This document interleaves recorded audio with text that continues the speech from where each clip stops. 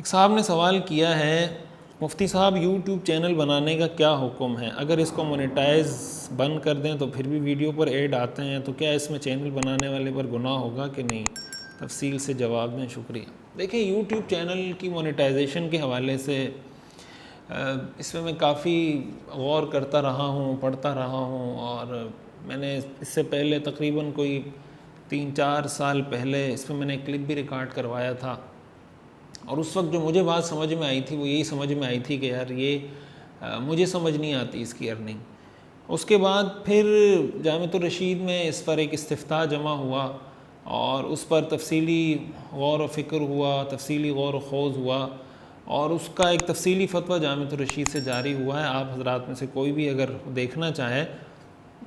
جامعۃ الرشید کی دارالافتاء کی web site ہے المفتیonline.com کے نام سے،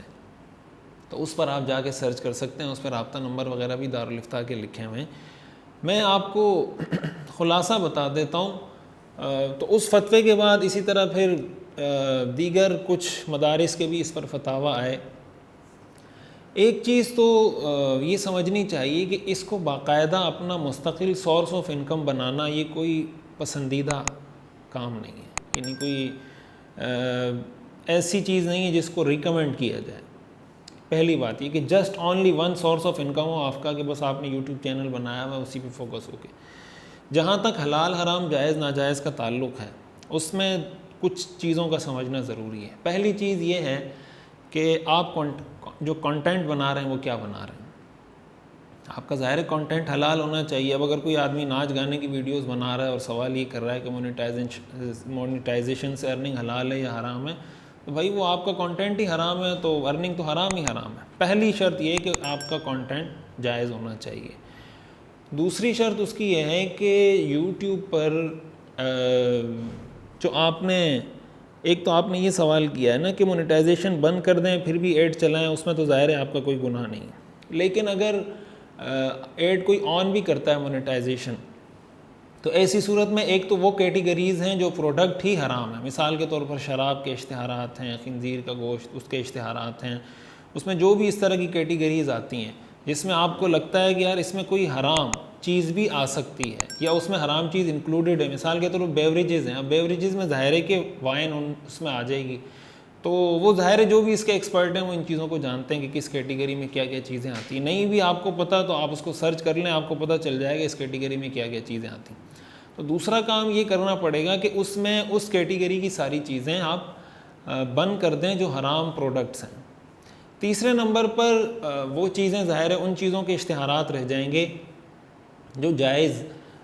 پروڈکٹ ہیں، مثال کے طور پر شیمپو ہے، ٹوتھ پیسٹ ہے، یا کوئی موبائل ہے، یا کوئی کیمرہ ہے، یا فیس بک کا اشتہار آ رہا ہے، یا واٹس ایپ کا اشتہار آ رہا ہے، جو اشتہارات مختلف آ رہے ہوتے ہیں۔ تو اب چونکہ وہ جو پروڈکٹ ہے اٹ سیلف وہ ایک جائز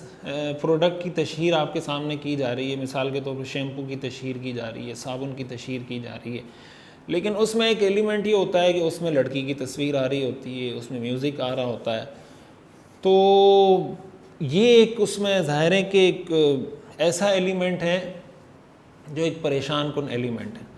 اس میں آپ یہ اس کا طریقہ کار اختیار کر سکتے ہیں کہ ایک فیصدی حصہ آپ متعین کر لیں کہ بھائی جتنی پروڈکٹ کے اشتہارات آئے ہیں، مثلا 1000 روپے آپ کی انکم ہوئی ہے، تو آپ یہ طے کر لیں کہ بھائی 10%، 15%، ایک محتاط اندازے کے مطابق کہ اتنی رقم میں صدقہ کروں گا۔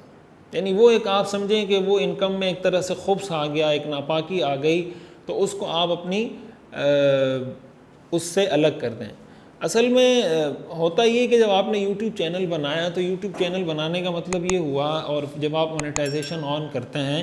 تو آپ یوٹیوب کو گویا اپنا چینل ایک طرح سے کرائے پر دے رہے ہوتے ہیں، یعنی آپ کی جو سپیس ہے یا آپ کا جو بھی ایک ورچوئل پراپرٹی ہے آپ کی، آپ اس کو